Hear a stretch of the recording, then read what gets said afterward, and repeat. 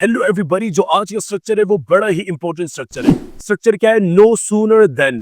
सबसे पहले मैं आपको इसके बनाने का तरीका बताऊंगा, फिर आपको इसका उर्दू मतलब भी बताऊंगा। इसका बनाने का तरीका ये होगा कि सबसे पहले आपने नो सूनर, उसके बाद आपने हेल्पिंग वर्ब लगाना है, उसके बाद आपका सब्जेक्ट और देन आपका वर्ब आएगा। ये एक क्लॉज होगा और उसके बाद जो दूसरा क्लॉज होगा वो देन के बाद स्टार्ट होगा। ये बड़ा ट्रिकी, ये बड़ा कॉम्प्लिकेटेड स्ट्रक्चर है। अब हम इसके उर्दू मतलब की बात कर लेते हैं। तो इसका उर्दू मतलब होता है जू ही या जैसे ही। जब आप एग्जाम्पल देखेंगे तो आपको क्लैरिटी हो। इसकी पहली एग्जाम्पल क्या है कि no sooner had I reach the station than the train left, यानी जू ही या जैसे ही मैं स्टेशन पहुंचा गाड़ी निकल चुकी थी। इसकी एक और एग्जाम्पल भी आप देख सकते हैं। No sooner did I enter the room than he started shouting. जू ही या जैसे ही मैं कमरे में दाखिल हुआ वो चिल्लाने लगा। आपने देखा होगा स्ट्रक्चर बड़ा कॉम्प्लिकेटेड है।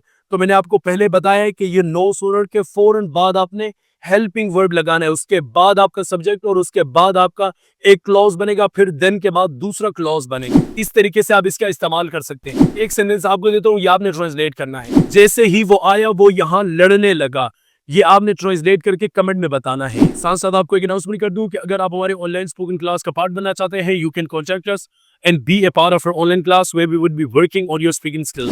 हम अपनी क्लास में पढ़ाते नहीं, बुलवाते हैं। आप जब भी हमारी ऑनलाइन क्लास में दाखिल होंगे, ऐसा कभी भी नहीं होगा कि teacher is teaching you there and you are listening there. No, you would be speaking there and teacher would be listening to you there.